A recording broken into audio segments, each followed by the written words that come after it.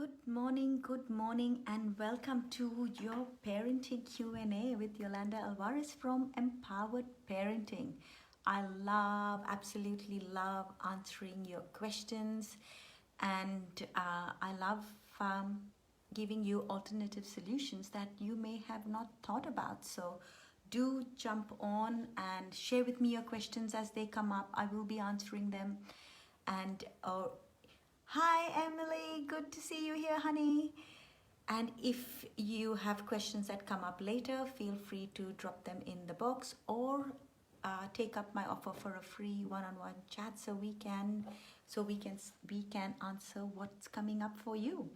So today's question is one that I've been getting a lot with school starting, and that is, how do I get my kids to get out of bed, get ready for school, and make our morning routine peaceful, because there's so much of chaos. Parents say that they can manage it later in the day, but in the morning, it just seems like we start off the day on such a bad footing.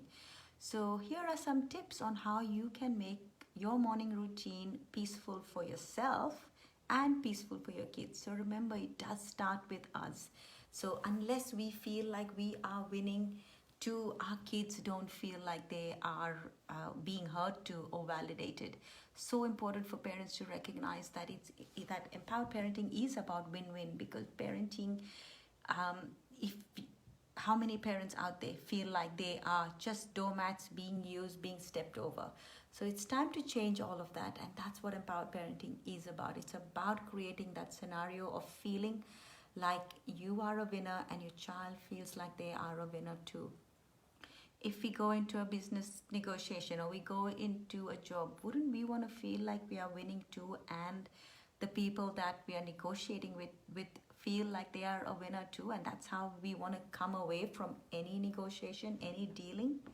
We want that with our partners too. We want to feel that we are both feel like we are winning, and not one person feeling like they are being used, or that they are being taken advantage of. So we don't want to do that in parenting. And so many parents out there are feeling burnt out, feeling drained out. And yes, parenting is hard. I absolutely get that. I've been there. I've got a 20-year-old and a 15-year-old. Parenting is challenging. Parenting is draining. However, this is the key.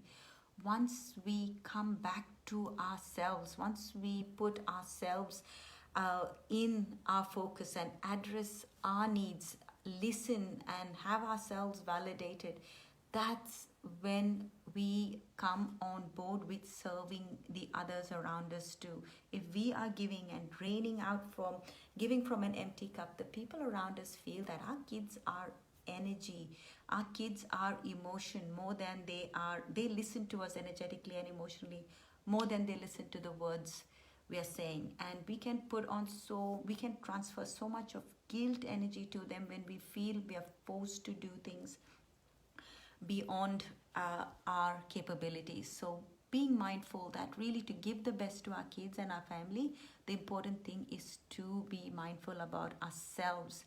How much am I filling my cup? Yes, I know moms are very busy. There's so much to be done. However, it doesn't take 5 minutes to say, what do I need right now? What can I do for the next 5 minutes? What do I need for myself? And meet that need. I love this question that I get my clients to ask themselves. What would someone who loved themselves do right now? For the next 5 minutes, what would somebody who absolutely loved themselves do? And do just that. And if you notice yourself not being drawn to do that, or if you notice yourself stopping yourself from doing that, that's the issue to be addressed. Why are you not? Where is there a worthiness somewhere where you don't feel you are worthy enough? Or is your guilt taking over, that I will feel guilty if I do that, and if I'm not doing what I feel I need to do, or I'm too anxious to focus on this? So these are all things that we need to address that come in the way of us not choosing to do what we want to do. Hello, Kali. Hi, gorgeous girl. How are you? So some tips on how to start your morning is connect, not correct. often when we wake up in the morning, we've got this whole list of things that we want to get done, and we have got the agenda for the day and this need for control. What our kids are looking for is not to be pushed out the door the first thing in the morning. Hello Bernadette, thank you for watching. What our kids really want is to be heard, to be validated, and by us giving ourselves that time to be heard and validate ourselves is key before we can give it. So remember, we cannot give what we don't have. So much gold in waking up even 10 minutes earlier than what you would otherwise do, and spend time for yourself. Hand on your heart is a beautiful thing to do, and say, how am I feeling this morning? What are my needs? What do I need?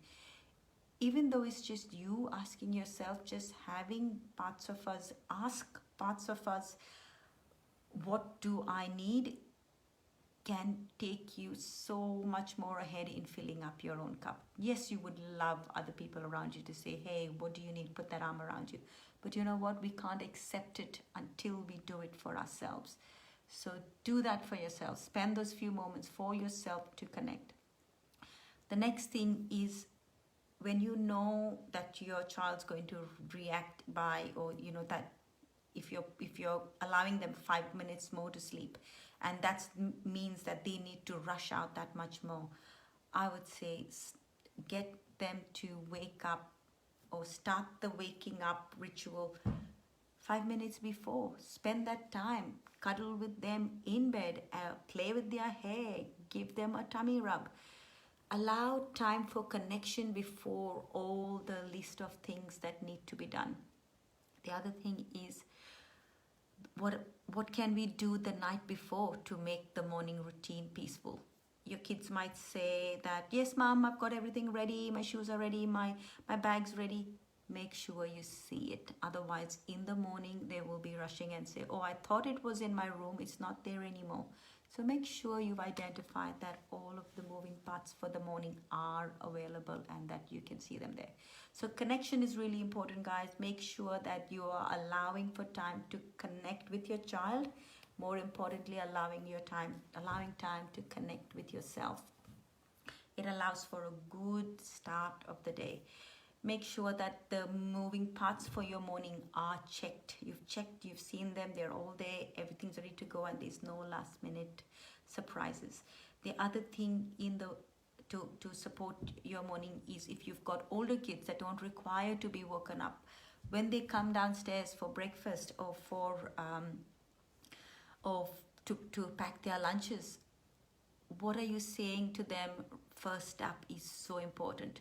Often as parents, because we've got all of these things to do, we're saying to them, oh, have you done that? Don't forget this, don't forget that, do this, do that.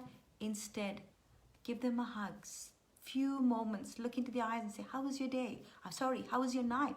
Did you have a good sleep? What have you got? What's exciting for today? What do you have on today that you are looking forward to? Create that positive atmosphere. Create that atmosphere where your kids thrive and love to connect. And do that for yourself too. When you wake up in the morning, get excited about your day. Put on some music, dance, plan 3 things that you would absolutely feel so great about accomplishing in the day.